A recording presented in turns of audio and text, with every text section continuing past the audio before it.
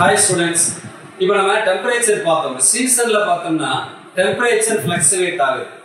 ஒரு டே பார்த்தோம் அப்படினாலும் இந்த 24 ஹவர்ஸ்ல டைமிங்ல டெம்பரேச்சர் கான்ஸ்டன்ட்டா இல்ல மாறுது.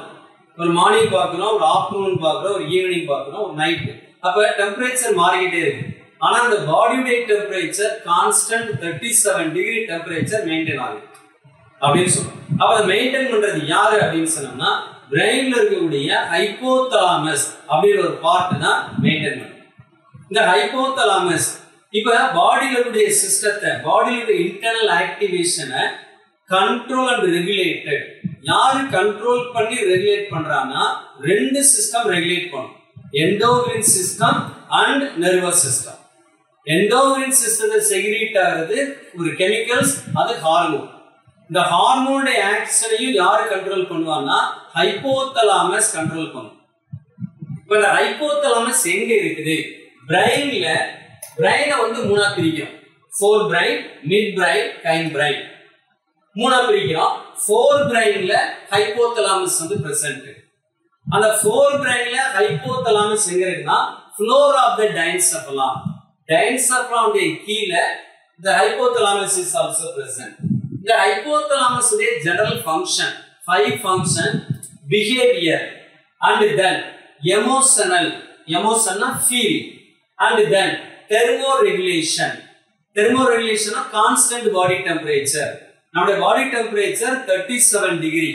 நம்மளில mammals and birds இதோட body temperature constant. நம்ம homeothermic. Homeothermic na body temperature constant, external environment not determine the temperature. Our body temperature not depends upon external environment. வெளியில depend பண்ணல, பாடியில hypothalamus தான் the temperature maintain பண்ணுது. அதுவே autonomous nervous system. Nervous system ரெண்டா பிரிக்கிறோம். Central nervous system, autonomic nervous system. Autonomic nervous system ன்றது involuntary action control பண்றது. அந்த ஃபங்க்ஷனை யார் பண்றானா ஹைப்போதலாமஸ் கண்ட்ரோல் பண்ணும். And then biological clock 24 hours action இத கண்ட்ரோல் பண்ணக்கூடியது ஹைப்போதலாமஸ். அப்ப ஹைப்போதலாமஸ்ல 5 function: behavioural, emotional, thermoregulation, autonomic nervous system and biological clock. இப்ப hypothalamus, the hypothalamus link endocrine சிஸ்டத்தையும் நர்வஸ் சிஸ்டத்தையும் கனெக்ட் பண்ணுது.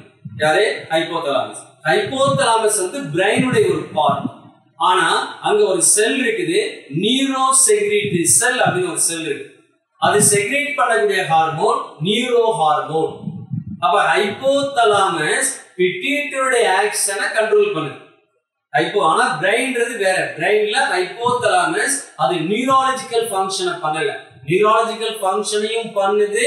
அண்ட் தென் கண்ட்ரோல் பிட்யூட்டரி கிளாண்டுடைய ஆக்ஷனையும் கண்ட்ரோல் பண்ணுது. அப்ப ஹைப்போதலாமஸ்ல அது connected nervous system and endocrine system. அதோட லொகேஷன் எங்க இருக்குன்னா ஃப்ளோர் ஆஃப் த டைன்செஃபலான். டைன்செஃபலானுடைய கீழே. அதே மாதிரி ஹைப்போதலாமஸ்ல ஒரு செல் இருக்குது, நியூரோ செக்ரீட்டரி செல். அந்த நியூரோ செக்ரீட்டரி செல்ல ரெண்டு ஹார்மோன் செக்ரீட் ஆகுது. அந்த hormone releasing hormone, inhibiting hormone. Releasing அப்படின்னு சொன்னா ஸ்டிமுலேட், தூண்டுது. இன்ஹிபிட்டிங் அப்படின்னா அரெஸ்டட். இந்த ரெண்டு ஹார்மோனுமே பிட்யூட்டரியுடைய ஆக்ஷனை நெகட்டிவ் ஃபீட்பேக் மெக்கானிசத்துல கண்ட்ரோல் பண்ணும். இப்போ அந்த ரிலீசிங் ஹார்மோன் அப்படின்னா stimulate, தூண்டுது. FSH gonadotrophic releasing hormone. Releasing hormone example gonadotropin releasing hormone. Inhibiting example somatostatin. Growth hormone வந்து inhibit பண்ணும், arrested. இப்ப somatostatin arrested. அதுக்கு முன்னாடி சொன்னோம் இந்த gonadotropin. gonadotropin அப்படின்னு சொன்னா செக்ஸ் ஹார்மோன். FSH, LH. இப்ப அந்த ரெண்டு ஹார்மோனுடைய ஃபங்க்ஷன் பார்க்கணும். FSH, LH sex hormone.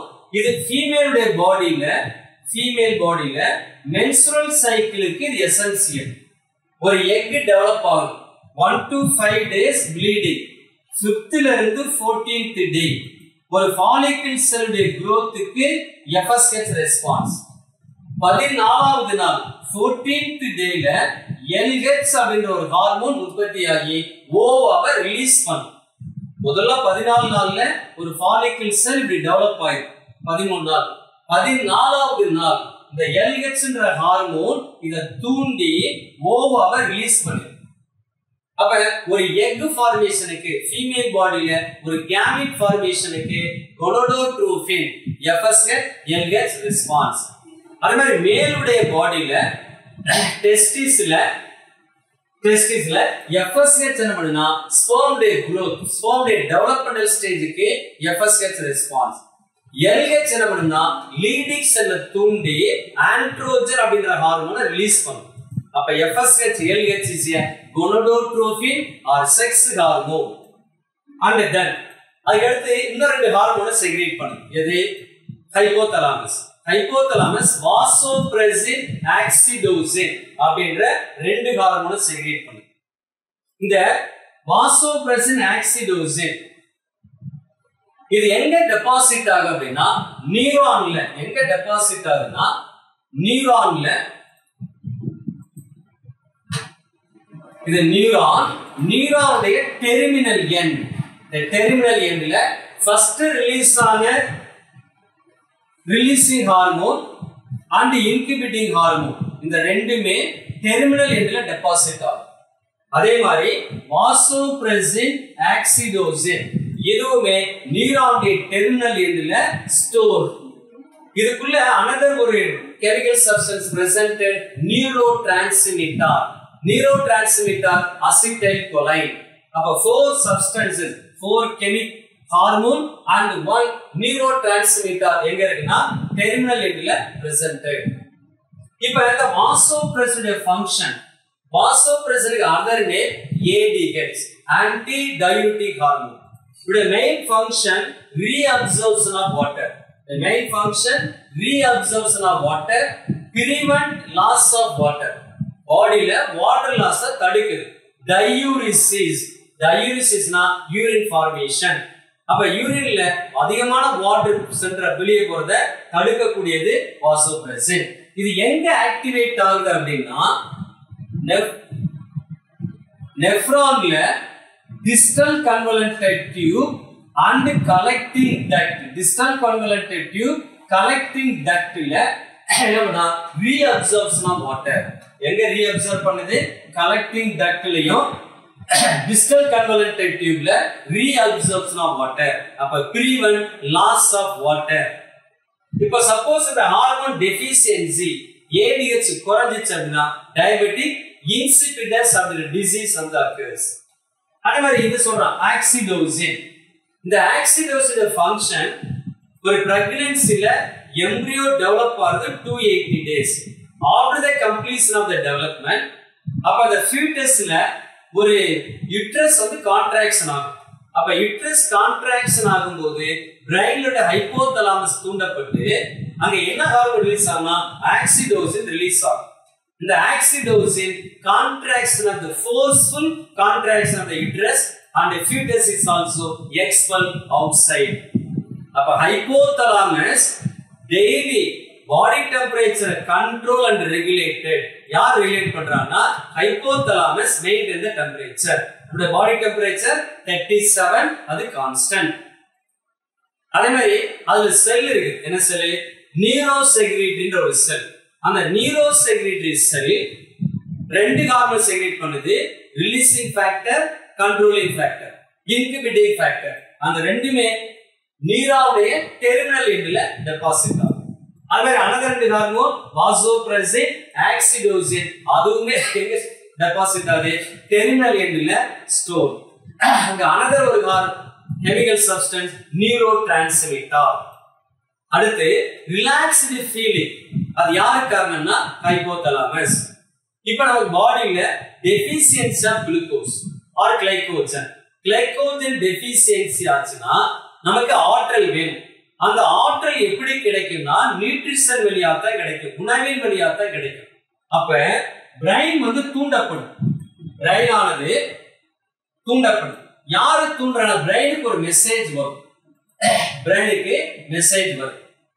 அந்த மெசேஜ் யாரு கொண்டு வராங்கன்னா ஒரு கெமிக்கல்ஸ் கொண்டு வரும். அந்த கெமிக்கல்ஸ்க்கு நேம் ஹார்மோன். அப்ப அந்த ஹார்மோன் என்ன மெசேஜ பிரைனுக்கு கொண்டு வரும். உடனே பிரைன் என்ன பண்ணுதுன்னா இன்டியூஸ் த ஃபீல் ஹங்கிரி, பசி என்ற உணர்வு தூண்டப்படும். அப்ப என்ன பண்றோம், consume more amount of food, நிறைய ஃபுட் எடுக்கிறோம், ரிலாக்ஸ்டு ஃபீலிங். அடுத்து தண்ணி தாகம் எடுக்குது. அப்ப எப்ப தாகம் எடுக்கும், deficiency of water in our body. நம்ம பாடியில தண்ணி பத்தல, டெஃபிஷியன்சி அப்படின்னு சொன்னா நமக்கு இந்த ஃபீலிங்கை கிரியேட் பண்ணும். யாரு கிரியேட் பண்றா, brain is also create the feel of thirsting, தாகம் என்ற உணர்வு தூண்டப்படும். அப்ப நம்ம என்ன பண்றோம், consume that water. தண்ணி குடிச்ச உடனே நமக்கு என்னது, ரிலாக்ஸ்டு ஃபீல். அப்ப ரிலாக்ஸ்டு ஃபீலிங்க யாரு கண்ட்ரோல் பண்றது, ஹைபோதலாமஸ். The body temperature யாரு கண்ட்ரோல் ரெகுலேட்டட், ஹைபோதலாமஸ். இந்த ஹைபோதலாமஸ் வந்து ஆக்சுவலா பிரெயின் உடைய பார்ட். ஆனா அது எதை கண்ட்ரோல் பண்ணுது, பிட்யூட்டரி ஆக்டிவேஷனை கண்ட்ரோல் பண்ணுது. பிட்யூட்டரியில ரெண்டு, அடினோ ஹைபோபைசிஸ், நீரோ ஹைபோபைசிஸ்.